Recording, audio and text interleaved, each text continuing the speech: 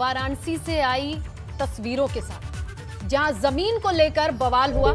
दो पक्ष एक दूसरे पर लाठियां बरसाते नजर आए। मारपीट में 6 लोग घायल बताए जा रहे हैं। बनारस की तस्वीरें आपके सामने हैं।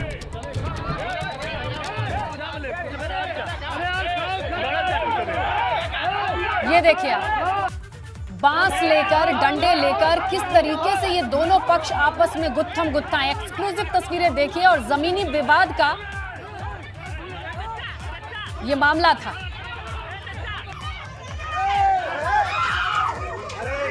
चीख पुकार है, महिलाएं हैं, लोग एक दूसरे को पीट रहे हैं। ये तस्वीरें हैं वाराणसी की।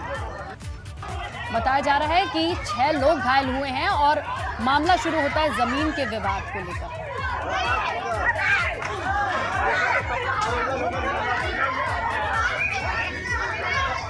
देखिए कैसे बांस लेकर एक दूसरे पर हमलावर होते ये लोग नजर आ रहे हैं। महिलाएं दिख रही हैं, कुछ लोग बाहर दूर से देख रहे हैं, तमाशा देख रहे हैं।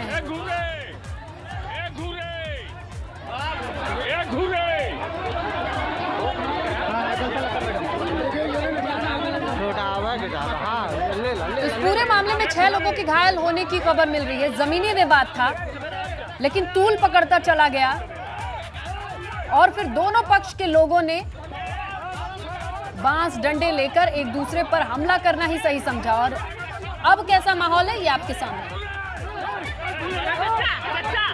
चीख पुकार मची है, एक दूसरे को आवाज लगा रहे हैं, महिलाएं दिख रही हैं, लेकिन मामला शांत होता नजर नहीं आ रहा है। और इस पूरे क्रम में 6 लोग घायल हुए हैं।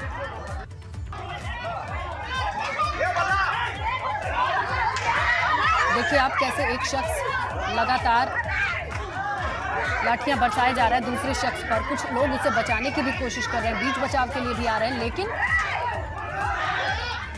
ये सब करते करते भी 6 लोग घायल हुए हैं।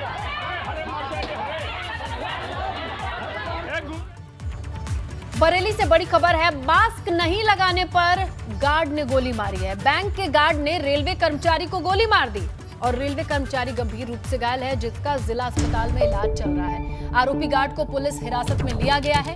मामला है कोतवाली थाना क्षेत्र के जंक्शन रोड पर बैंक ऑफ बड़ौदा का। हैरतअंगेज ये वाकया है, जिस बैंक पर पहुंचकर ये बताया जा रहा है कि एक रेलवे कर्मचारी बैंक के भीतर दाखिल होना चाहता था, लेकिन गार्ड से उसकी कहासुनी इस बात पर हुई कि उसने मास्क नहीं पहना था। और इस दरमियान इतना कुछ हो गया कि गार्ड ने इस कर्मचारी को गोली मार दी। बड़ी हैरान करने वाली तस्वीरें आई हैं बरेली के बैंक ऑफ बड़ौदा से। जंक्शन रोड पर मौजूद है ये बैंक। इतनी वो नहीं, तुम गोली मार दोगे, तुम जेल जाओगे, पता है तुम्हें।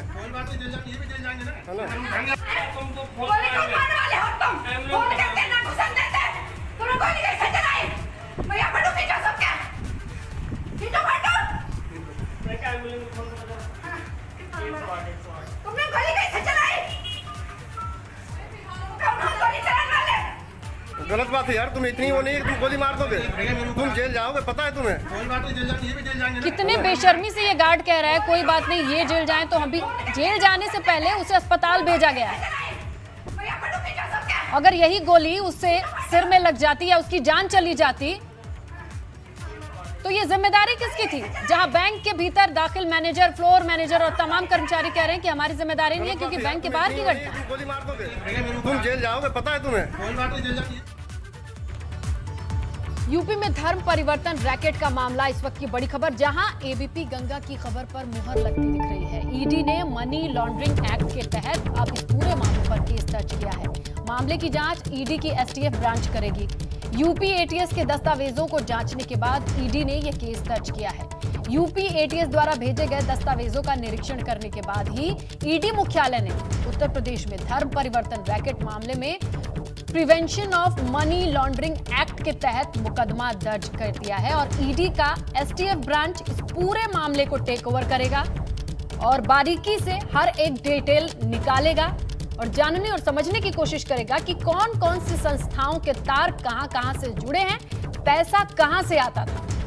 एबीपी गंगा ने इस खबर को लेकर लगातार ये सवाल उठाए, आशंका भी जताई कि कुछ लोगों के, चंद लोगों के बस की बात नहीं हो सकती है, ये नेक्सस बड़ा हो सकता है और इसके पीछे पैसों का खेल कहां से चल रहा है इसका पता लगाना बेहद जरूरी है। और देखिए, इस खबर पर मुहर लगी। लखनऊ से खबर है, योगी कैबिनेट की बैठक खत्म हुई है। 12 बजे की इस बैठक में अब 12 प्रस्तावों पर मुहर लगी है, इस बात की जानकारी मिल रही है। आपको बताएं, तमाम कैबिनेट मंत्री इस बैठक में जुड़े थे, जिसमें शिक्षा, स्वास्थ्य, पीडब्ल्यूडी, पर्यटन, ऐसे तमाम महकमों से कुछ अहम फैसला लिया जा सकता है, इसका अंदाजा लगाया जा रहा था। सीएम योगी की अध्यक्षता में ये बैठक हुई है और अब ये बैठक खत्म हो चुकी है और इस बैठक से ये निकल के आ रहा है कि 12 ऐसे प्रस्ताव हैं जिस पर कैबिनेट की मुहर लग चुकी है। अब बात कर लेते हैं राष्ट्रपति रामनाथ कोविंद के यात्रा की। कानपुर के लिए रवाना हो चुके हैं। दोपहर 12:30 बजे प्रेसिडेंशियल ट्रेन के जरिए महामहिम अपने पूरे परिवार के साथ कानपुर के लिए निकल पड़े हैं। इस दौरान रेल मंत्री पीयूष गोयल खुद स्टेशन पर पहले से मौजूद थे, जिसके बाद राष्ट्रपति ट्रेन पर चढ़े। तय वक्त पर ट्रेन कानपुर के लिए रवाना हो चुकी है। अब शाम 7:55 पर ये train Kanpur central railway station पहुंचेगी। रूरा स्टेशन पर महामहिम के पहुंचने से पहले खास तैयारियां की गई हैं, जबकि सुरक्षा की अगर आप बात करें तो चप्पे चप्पे पर कड़े बंदोबस्त हैं। सारे प्रोटोकॉल फॉलो किए जा रहे हैं। बड़ी खबर मिल रही है कानपुर देहात से, जहां रूरा स्टेशन पर राष्ट्रपति का स्वागत होगा। प्रभारी मंत्री महेश चंद्र गुप्ता अगवानी करेंगे, राष्ट्रपति का स्वागत करेंगे। 5:45 पर रूरा स्टेशन पर प्रभारी मंत्री पहुंच जाएंगे। महाराजा ट्रेन रूरा स्टेशन पर 10 मिनट के लिए रुकेगी, तो ऐसे में महामहिम के स्वागत के लिए मंत्री मौजूद होंगे।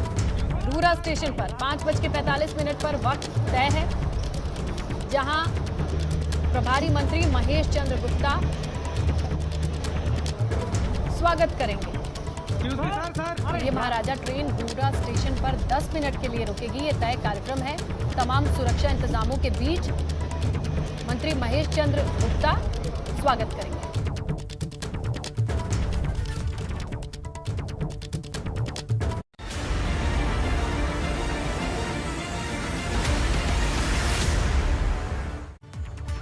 यूपी के स्कूलों को लेकर सियासत आपने खूब देखी होगी।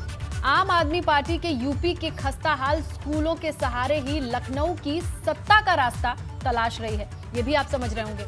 लेकिन इसे लेकर लगातार यूपी सरकार को निशाने पर भी वो लेते रहे हैं। लेकिन आज जो यूपी के स्कूल की तस्वीर हम आपको दिखाने जा रहे हैं, उसे देखकर आप दिल्ली के सरकारी स्कूलों को भी भूल जाएंगे।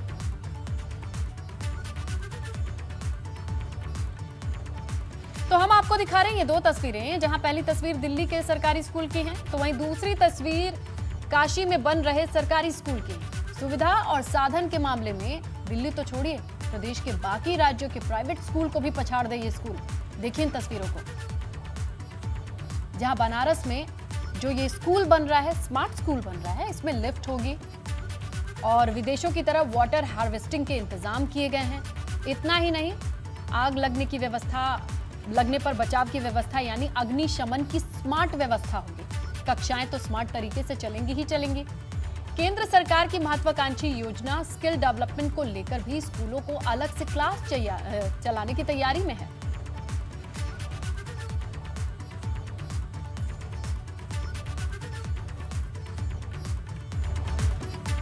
आपने दिल्ली के सरकारी स्कूलों को देख लिया, जिसके प्रचार के लिए दिल्ली की सरकार टैक्स पेयर का करोड़ों रुपए ठिकाना लगा लेती है। अब आपको काशी का ये स्कूल दिखा देते हैं, उसकी 2 तस्वीरें दिखाते हैं। पहली तस्वीर स्कूल के बाहर से ली गई है, दूसरी तस्वीर स्कूल के अंदर किस तरीके की तैयारी चल रही है ये दिखा रही है। सभी आधुनिक सुविधाएं बच्चों को दी जाएंगी। बाहर जहां सुरक्षा के लिहाज से खास ख्याल रखा गया है, तो वहीं अंदर भी बच्चों को स्मार्ट बनाने के पूरे इंतजाम किए जाएंगे।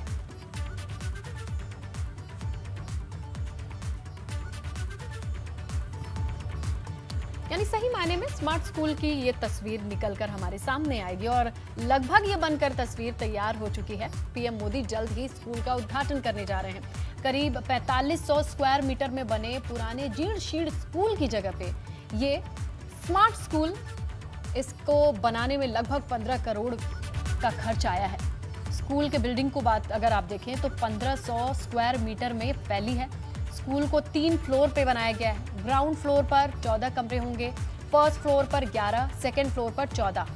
फर्स्ट फ्लोर पर जहां प्राथमिक कक्षाएं और प्रशासनिक भवन होंगे, फर्स्ट फ्लोर पर द्वितीय कक्षाएं और हाईटेक लाइब्रेरी होगी। वहीं सेकेंड फ्लोर पर स्किल डेवलपमेंट सेंटर और कंप्यूटर क्लासेस चलेंगी, लैब्स होंगी। इन सारी सुविधाओं को देख ही रहे हैं। इसके इतर कल्चरल एक्टिविटी के लिए स्कूल में 250 स्क्वायर मीटर का मल्टीपर्पज हॉल भी बनाया गया है।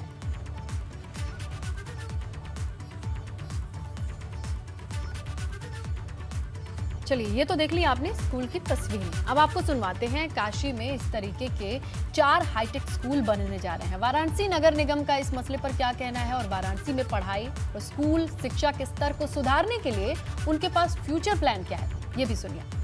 49 स्कूलों में से पहला स्कूल जो मछोदरी में नगर निगम का स्कूल था उसको लिया गया और करीब 22 करोड़ का प्रोजेक्ट था। तो ये हर महीने में एक स्मार्ट स्कूल और स्किल डेवलपमेंट सेंटर के रूप में इसको डेवलप किया गया। ये कंप्लीशन के एक कगार पे है और 99% काम हो चुका है। और इसमें मेन फीचर्स अगर हम देखें तो ना केवल सारी क्लासेस स्मार्ट क्लासेस होंगी, एक भव्य मॉडर्न भवन बनाया गया है जिसमें वो सारी फैसिलिटीज़ जो एक प्राइवेट स्कूल में हम लोग देखते हैं। जैसा मैंने बताया था कि 3 स्कूल और साथ साथ हम लोग डेवलप कर रहे हैं। राजघाट स्कूल को ऑलरेडी लेटर ऑफ इंटेंट जारी हो चुका है, टेंडर कंप्लीट हो चुका है। इस पूरे इनिशिएटिव पर और क्या कुछ कहना है वाराणसी में पढ़ाई और जो चीजें हैं वो तो आपने सुनी ली। स्कूल को लेकर अगर जहन में कोई शंका रह जाती है तो अब आपको दिखाएंगे एबीपी की टीम जब वहां पहुंची और हमने खुद ग्राउंड पर जाके जानने की कोशिश की कि कैसी तस्वीर है। तो ये तस्वीर कुछ ऐसी निकल के आप भी देखिए। एजुकेशन के सपने को साकार करता वाराणसी का एक विद्यालय इस वक्त आपके सामने है। स्मार्ट सिटी इसको डेवलप कर रहा है। उच्चतर माध्यमिक विद्यालय मछोदरी के नाम से ये जाना जाता था। कक्षा 8 तक के बच्चे यहाँ पर शिक्षा ग्रहण कर सकेंगे और इस विद्यालय के बिल्डिंग में वाटर हार्वेस्टिंग, इसके साथ ही स्किल डेवलपमेंट सहित जो भी चीज़ें शिक्षा से संबंधी हैं वो सारी चीज़ें यहाँ पर लागू होती दिखाई देंगी। तो अपने तरह का पूरी तरह से स्मार्ट विद्यालय 14 करोड़ की लागत और बनारस में ये बिल्डिंग बनकर तैयार है। कहा जा रहा है कि ये बिल्डिंग देश की पहली बिल्डिंग होगी जो शिक्षा के नए आयाम को दर्शाती हुई नजर आएगी। कैमरामैन विशेष के साथ नीतीश कुमार पांडे, एबीपी गंगा, वाराणसी।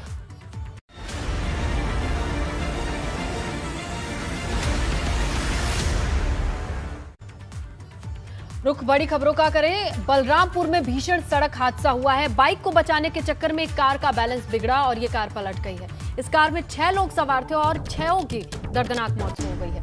ये 6 गोंडा के निवासी बताए जा रहे हैं। महाराजगंज के लौकहवा के पास ये हादसा सामने आया है। इस वक्त की बड़ी खबर बलरामपुर से, दर्दनाक हादसा जहां पर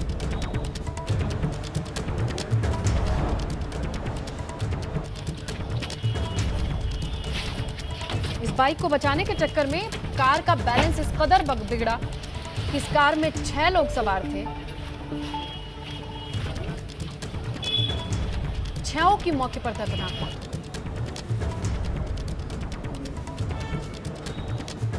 महाराजगंज के लौकहा के पास ये हादसा हुआ है। दर्दनाक हादसा जहां किसी की भी जान नहीं बच पाई।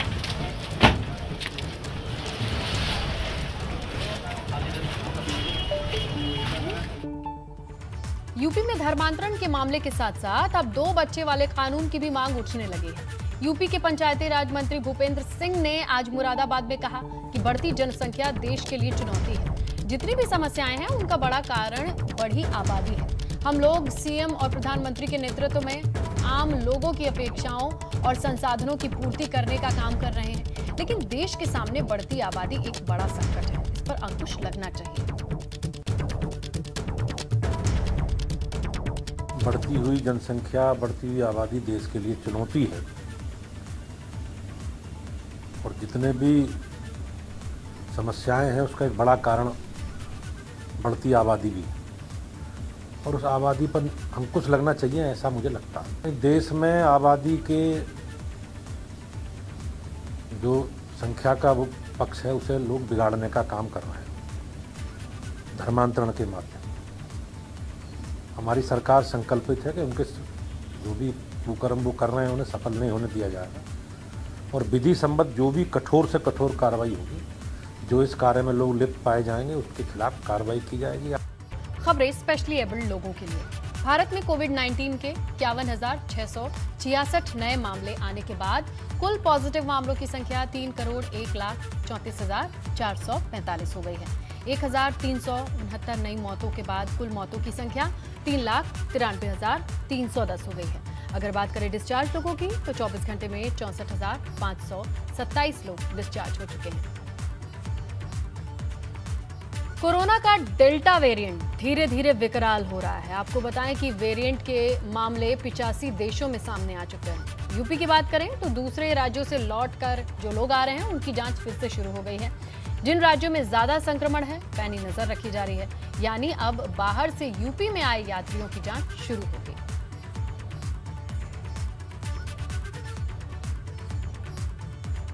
लोक भवन में सीएम योगी की अध्यक्षता में हुई यूपी कैबिनेट की एक अहम बैठक। इस बैठक में कई मंत्री वर्चुअली जुड़े। आपको बता दें कि इस बैठक में चिकित्सा स्वास्थ्य, चिकित्सा शिक्षा, लोक निर्माण, पर्यटन सहित कई विभागों के अहम प्रस्तावों को लेकर बैठक हुई और कुल 12 प्रस्ताव पास हुए। मौसम विभाग ने यूपी के कई इलाकों में आंधी और बारिश की आशंका जताई है। ऐसी चेतावनी मौसम विभाग की तरफ से दी गई है। आज यूपी के 10 जिलों में बारिश का रेड अलर्ट है। इन 10 जिलों में तेज हवाओं के साथ बारिश हो सकती है और 12 जिलों में येलो अलर्ट जारी किया गया है। राष्ट्रपति रामनाथ कोविंद आज ट्रेन से कानपुर की यात्रा के लिए रवाना हो चुके हैं। इस सफर के दौरान वो अपने जन्म स्थान जाएंगे, अपने स्कूल के समय के लोगों से मुलाकात करेंगे। यही नहीं, एक कार्यक्रम में वो शिरकत भी करेंगे। पूरी यात्रा के दौरान राष्ट्रपति की सुरक्षा के लिए व्यवस्थाएं की गई हैं। ट्रेन के जिस कोच में वो यात्रा करेंगे पूरी तरह से बुलेट प्रूफ है। आज शाम 7:15 पर वो कानपुर पहुंच जाएंगे।